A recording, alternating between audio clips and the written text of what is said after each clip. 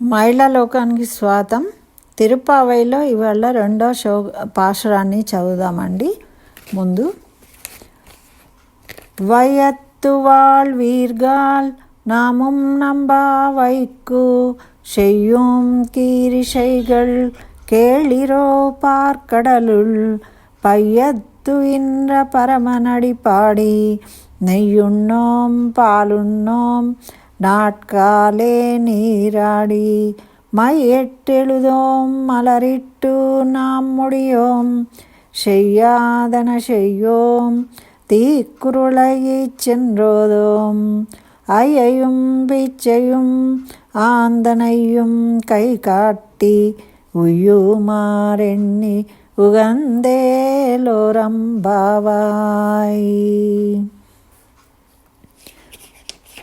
దీంట్లో గోదా గోపిక ముందు పాశ్రంలో అందరినీ ఆహ్వానించిందండి. ఇందులో నియమాలను తెలియజేస్తుంది. వ్రతం చేసేవాళ్ళు ఏమేం చేయాలి, ఒక 10 రకాల నియమాలను తెలియజేసిందనమాట. అవేంటో గబగబా తెలుసుకుందాం మనం. ఇది భగవంతుడి కోసము, భగవంతుణ్ణి ఆరాధించి భగవంతుణ్ణి పొందడం కోసం చేసే వ్రతము కాబట్టి ఈ వ్రతంలో మొట్టమొదలు ఏం చేయాలి అంటే ఆ పరమ పురుషుడైన భగవంతుణ్ణి మనము చక్కగా స్మరించాలి, సంకీర్తన చేయాలి, పాటలు పాడుకోవాలి. మరి అటువంటి సంకీర్తనామృతాన్ని మనమందరము గ్రోలుదాము రండి. మరి దీనికోసం ఏం చేయాలి అంటే స్నానం చేయాలి. వేకువజామున లేచి స్నానం చేయాలి. స్నానం చేసి వస్తే మనము తిరువారాధన చేయాలి, అంటే భగవంతుణ్ణి అర్చించాలి. మరి భగవంతుణ్ణి అర్చించి మనం ప్రసాదం పెడతాం, నివేదన ఇస్తాం. ఆ నివేదించే దాంట్లో పాలు నెయ్యి ప్రసాదంలో ఉపయోగించాలి, కానీ పాలు నెయ్యి వేరే విధంగా ఉపయోగించకూడదు అని నిర్ణయించుకున్నారు వీళ్ళు. మేము పాలును నెయ్యిని తినము, ఈ వ్రతము అని నియమము అని. అదేవిధంగా వీళ్ళు కాటుకను ధరించము, మరి పూలను కూడా ధరించము. ఆడపిల్లలు కళ్ళకు కాటుక, నెత్తిలో పూలు అనేది అలంకరణ. ఎందుకు వద్దంటున్నారు అంటే మేము కృష్ణునికి దూరంగా ఉన్నాం కాబట్టి మాకు ఆనందం లేదు, మేము అందుకని వాటిని త్యజిస్తున్నాము అలంకారాలను అని చెప్పాలి. అది నియమం పెట్టుకున్నారు వీళ్ళు. అదేవిధంగా ఇంకోటి ఏం చెప్తున్నారు అంటే పెద్దలు చెప్పినవి మాత్రమే ఆచరిస్తాం. ఎందుకంటే పెద్దవాళ్ళే కదా చెప్పిండ్రు వీళ్ళకు వ్రతం చేయమని. కాబట్టి పెద్దలు చెప్పినవి చేయాలి, మన ఇష్టం ఉన్నట్టు ఏది పడితే అది చేయకూడదు. పెద్దలు ఏ విధంగా ఆచరించమన్నారో దాన్నే ఆచరిస్తాము, ఆచరించాలి అందరు కూడా. ఎందుకంటే అందరు ఒకేలా ఉండరు కదా, నియమాలు చెప్తుంది గోదాదేవి. మరి చాడీలు చెప్పకూడదు, అంటే వాళ్ళ మీద వీళ్ళ మీద ముచ్చట్లు చెప్పకూడదు. మరి ఎలా మాట్లాడాలి అంటే సత్యాన్ని మాట్లాడాలి, ఇతరులకు హితము ఇష్టంగా మాట్లాడాలి. కోపంగా తిట్టడము, అవమానించడము, అసహ్యించుకోవడం ఇట్లా చేయకూడదు. అప్రియంగా మాట్లాడకూడదట, ప్రియంగా మాట్లాడాలట. చాడీలు చెప్పకూడదు. మరి ఎవరికైనా మనము సహాయం చేయాలి, మనకు శక్తికి మించి సహాయం చేయాలట. వాళ్ళ సుఖం కోరుకొని మనము వాళ్ళకు సహాయం చేయాలి. అంత నాదే, నా కోసమే అన్న భావాన్ని తగ్గించుకొని అంతా వాడిదే, ఆ పరమాత్ముడిదే అనే భావనను పెంచుకోవాలి. సర్వం విష్ణుమయం జగద్ అనుకోవాలి అని చెప్తుంది. అట్లానే అయ్యయం పిచ్చయం ఆందనయ్యం కైకాట్టి అంటే దాన ధర్మాలు చెయ్యాలి. దాన ధర్మాలు ఎలా చేయాలి అంటే మనం ఎవరికైనా అన్నం పెడితే వాళ్ళు తృప్తి పడేటట్టు పెట్టాలి. ఏదో పెట్టామంటే పెట్టాము అన్నట్టు కాదు. పనికిరాంది పాడైంది ఇవ్వడం కాదు, వాళ్ళు తృప్తి చెందే విధంగా మనము చేయాలట. అదేవిధంగా యోగ్యులైన వాళ్ళకు చేయాలి. అంటే బాగా తిని ఇంట్లో వచ్చిన వాళ్ళని బతిమలాడితో తినండి తినండి తినండి అని స్వీట్లు హాట్లు తెచ్చి పెట్టడం కాదు. ఎవరికైతే అవసరం ఉంటుందో, ఎవరికి కావాలనుకుంటున్నారో వాళ్లకు చెయ్యాలి. అంతేగాని అనవసరమైన వాళ్ళకి, అయోగ్యులకు చేయకూడదు. మరి దానం అవసరం ఉన్న వారి ఆర్తిని చూసి మనం చేస్తాం. చేసినాక వాళ్ళు తృప్తి పడితే వాళ్ళని చూసి మనం కూడా ఆనందపడాలి.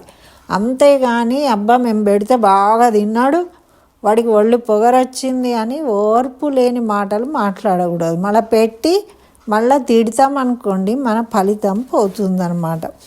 అట్లా చేయకూడదు అని చెప్తున్నారు. మరి పెద్దలు ఏం చెప్పిండ్రు? దానం చేసేటప్పుడు మనం బ్రాహ్మణులకు దైవ స్వరూపంగా భావించి దానం చేస్తాం. చేసేటప్పుడు శ్రద్ధతో చేయాలి.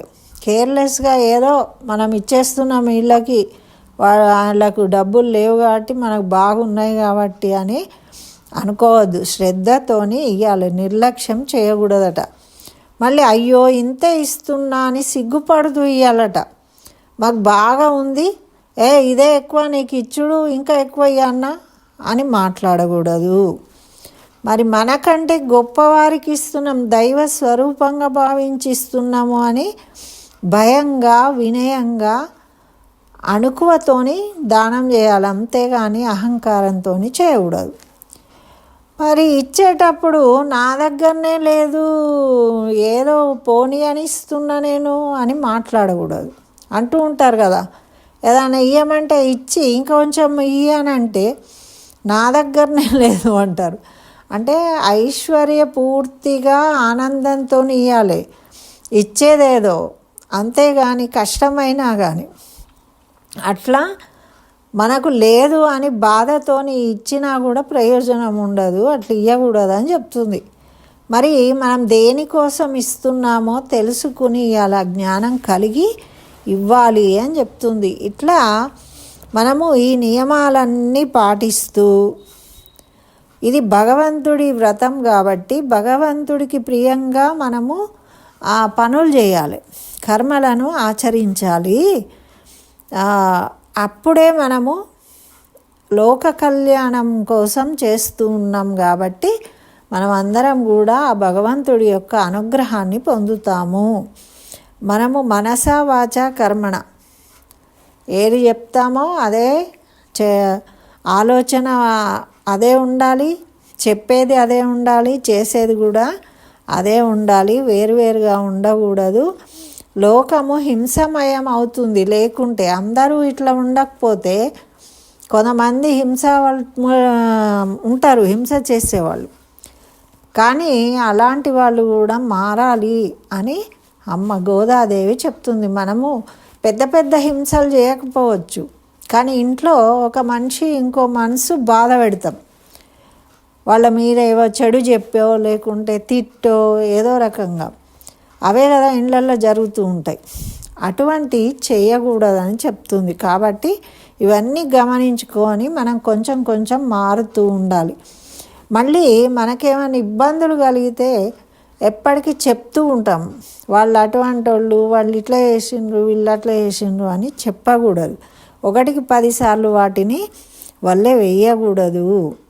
అవన్నీ తగ్గించుకోవాలి. స్వార్థము అనేది తగ్గించుకోవాలి. భక్తి కలిగి ఉండాలి. కేవలం భగవంతుని యందే భక్తి కలిగి ఉన్నప్పుడు మనమందరం కూడా భగవంతునికే చెందిన వాళ్ళం అనే భావం కలిగి ఉన్నప్పుడు మనం భగవంతుణ్ణి చేరుకోగలుగుతాం. అదే భక్తి మార్గము అని మనకు గోదాదేవి ఈ పాశ్రం ద్వారా తెలియజేసింది. మరి ఈ నియమాలన్నీ కూడా మీరు అర్థం చేసుకొని ఆచరించినప్పుడే మనకు భగవంతుడి అనుగ్రహం కలుగుతుంది. ఆండాళ్ దివ్య తిరువడిగలే శరణం. నీలాతుంగస్తనగిరి తటీ సుప్తముద్బోధ్య కృష్ణం పారార్ధ్యం స్వం శృతి శతశిరసిద్ధమధ్యాపయంతి సోచ్చిష్టాయాం సృజనిగళితం యా బలాత్ కుంచభుంక్తే గోదా తస్యై నమైదమిదం భూయ ఏవాస్తు భూయః. స్వస్తి. సర్వం శ్రీకృష్ణచరణారవిందార్పణమస్తు.